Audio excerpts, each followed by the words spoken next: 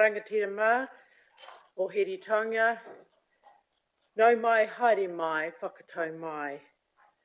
I wish to invite Dr. James Graham to come forward and start us today with a karakia, followed by tūtira mai ngā iwi, followed by tūtira mai,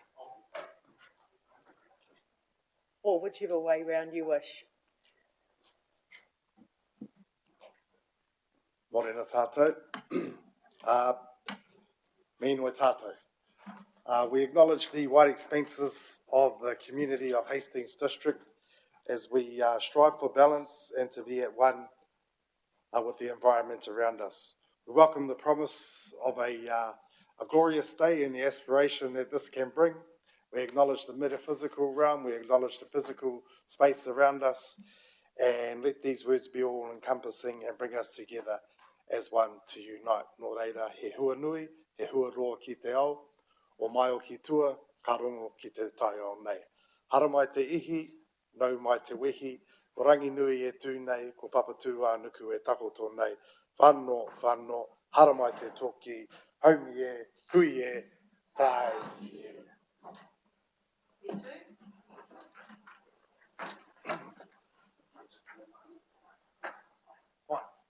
We're going through it twice, whānau.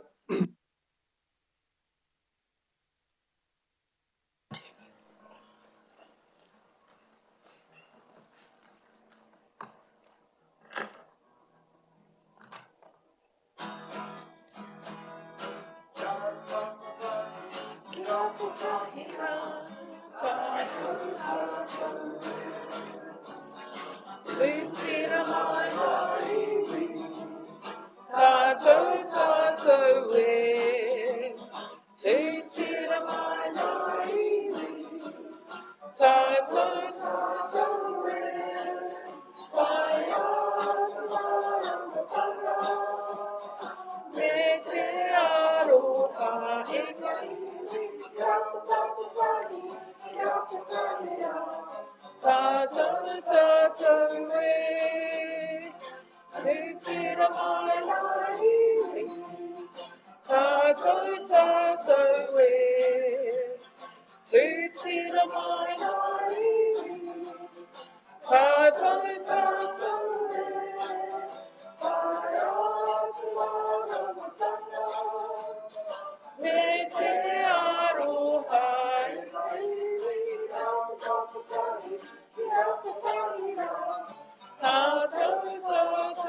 e, tātou tātou, kiriki a Cool. Kia ora. Tā mihi nui, James. Thank you for that lovely karakia. Well, Morena councillors, we have a welcome to Renata and Councillor Eileen Lawson and Councillor Renata Nepi on Zoom this morning, and I think Councillor Henry Hickey is just trying to come in via Zoom, and so welcome, welcome, welcome. We just move forward. Apologies and leave of absence. Do we have any apologies or leave of absence?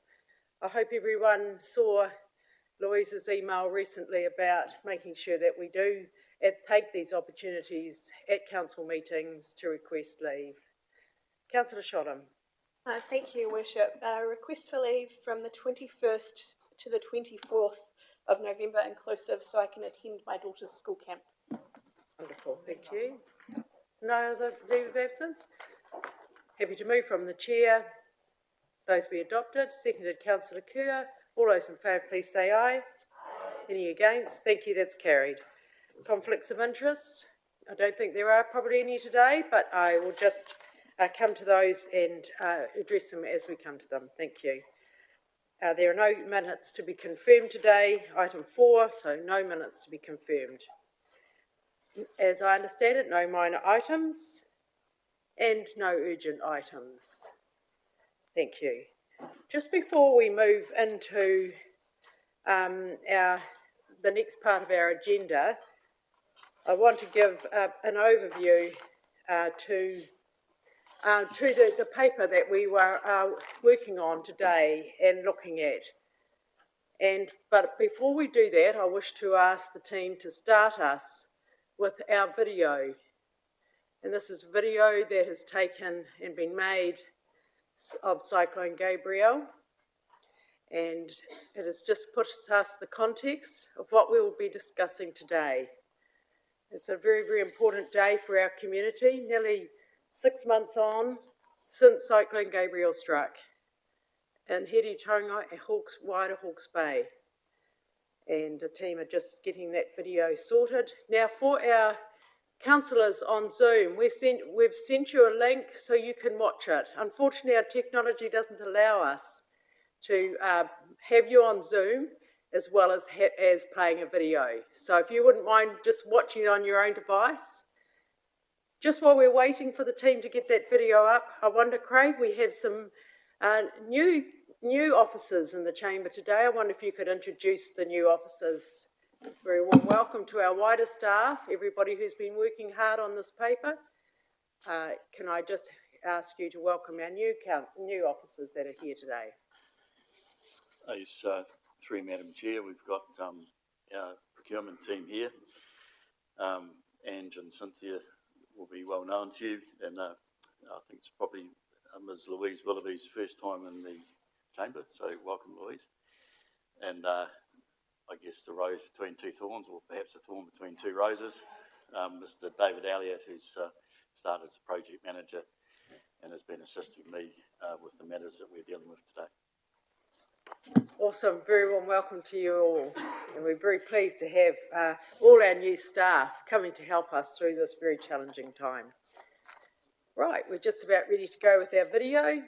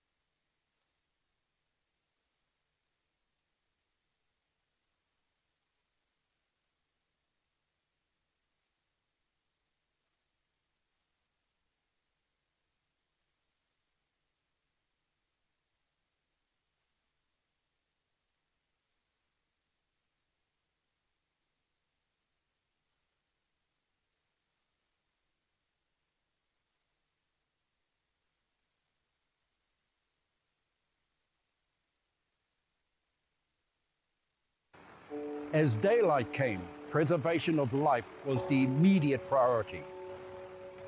Thousands of people were evacuated, and the list of loved ones who couldn't be contacted started to grow.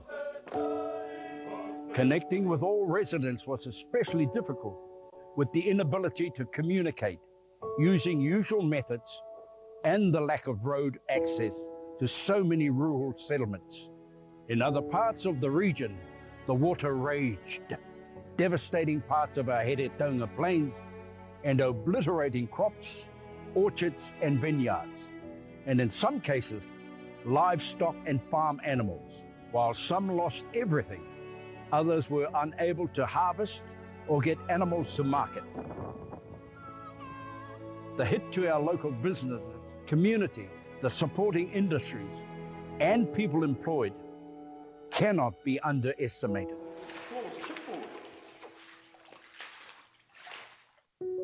The response was underway. From the very first moments, made up of teams from a huge range of organizations working together under the banner of civil defence. All able Hastings District Council employees, from librarians, town planners and logistics to designers and accountants, made their way to council to form one of 6 emergency operation centre teams, working round the clock 7 days a week. The welfare team supported those who were displaced and connecting people to vital support services. The logistics team worked to get food and water, generators and portaloos out to stranded residents. The intelligence team collected data to support search and rescue and to assess roading and connectivity. The public information team focused on getting answers to questions and updates to the community. The planning team began assessing the damage and prioritizing response efforts, working from the sky and down on the ground. And the response team, supporting all the teams to get on the ground. Nearly 1,000 people divided into 100 teams, mobilized to begin the mammoth task of assessing and repairing roads. Where do you want it? Some worked on clearing slips and trees, while others developed temporary river crossings or carried out bridge assessments and design. By the 4th week, more than thousands of metric tons of flood-damaged waste had been picked up from in front of homes to be mulched and disposed of at the district's landfill, while the silt covering land, homes and roads was being scraped up and collected to be taken to specialists holding areas. Communities rose to the challenge, supporting each other to stand up. Community hubs, which would become the contact point for deliveries of essentials, the place to get information and to see the health and well-being specialists and advisors flowing in to support them. It has been humbling and a source of strength to witness the community pull together to provide food, donate blankets, clothes, and essential items. The month-long emergency response phase was over at the start of week 5, but the cleanup and recovery had just begun. Gabrielle changed the lives of many of our people, and most of us will know someone who was significantly impacted. The road ahead is long, and we all need to work together to build our region back. As a council, we are committed to healing, restoring, and rebuilding our region to be better than ever. We are in this together, shoulder to shoulder. Puka hiwi ki te puka hiwi. Kia kaha, Hastings.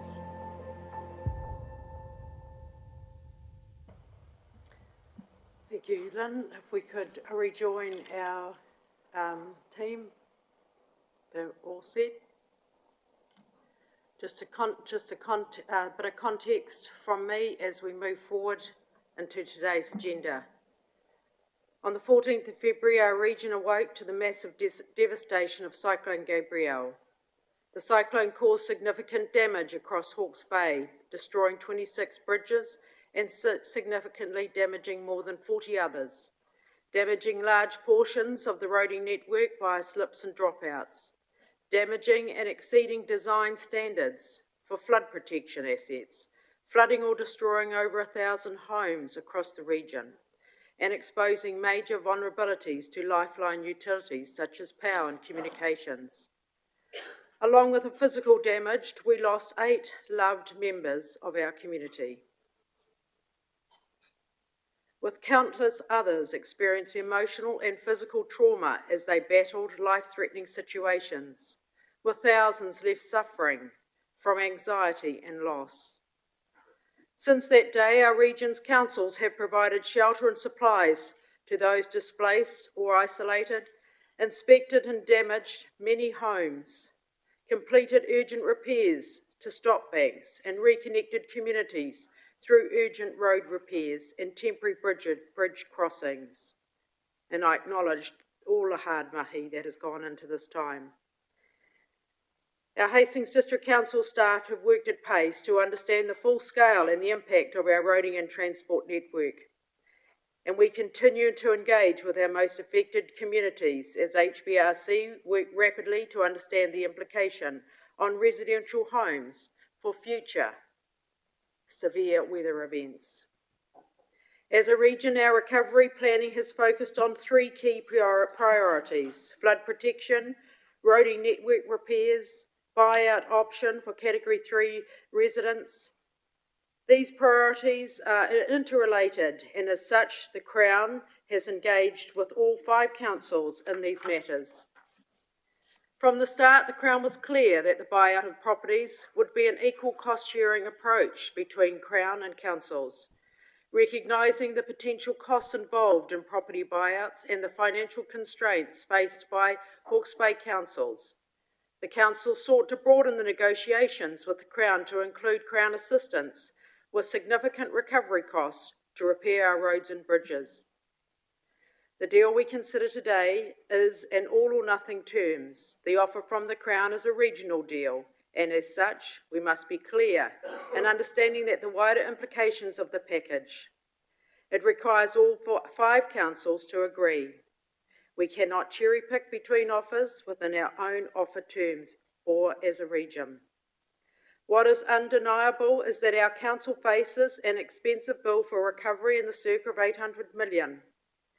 While the terms before you today place a huge task on us to contribute co-funding for buyouts, manage the buyout process, negotiate settlements for Category 3 properties, it will leave us in the same financial position thanks to the contribution of our roading recovery costs. It also unlocks the additional benefits for our residents and our region. It will speed up important bridge roading repairs that will not only reconnect communities and shore up vulnerable access routes, it is also vital to our economy, particularly our horticulture, agriculture and viticulture industries that rely on efficient transport routes. It will provide much needed certainty for our 300 odd homeowners currently in either Category 3 or waiting investment decisions on Category 2A or 2P. The Crown funding investment is in new flood protection systems and property level mitigation, and it will allow the HBC to provide hope, certainty and solutions to the communities of Waiheke, Pakowhai, Oamahu, Tongoio, Havelock North, and it will mean fewer properties are in Category 3. To date, the Crown has declined to purchase an order of council to remove the obligation of councils to consult publicly on matters of significance or where consultation or otherwise required under the Local Government Act 2002. At this stage, our council will be required to consult on the grounds of new activity and significance of investment. Should our council agree to the term sheet, a draft consultation document and communication engagement plan will be presented to the council in coming weeks for adoption. As a council in a district, and our people whose livelihoods and homes have been built on our fertile floodplains, braided with extensive river networks, the risk of events of this nature is not limited to those communities who bore the brunt of this event. We rely on our flood protection systems across many more of our communities, and as residents, we need to consider that. But by the grace of God, more of our district's homes weren't damaged in this event. We need to support our community to recover, including providing people with a pathway to a safer home away from our most risk areas classed in Category 3. We need to give certainty to our primary industries to rebuild and start their livelihoods again.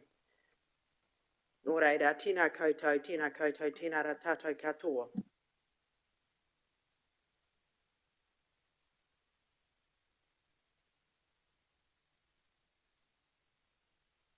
I now invite Mr Allen, Deputy Chief Executive, to explain to Council why this paper should be in a public excluded agenda item.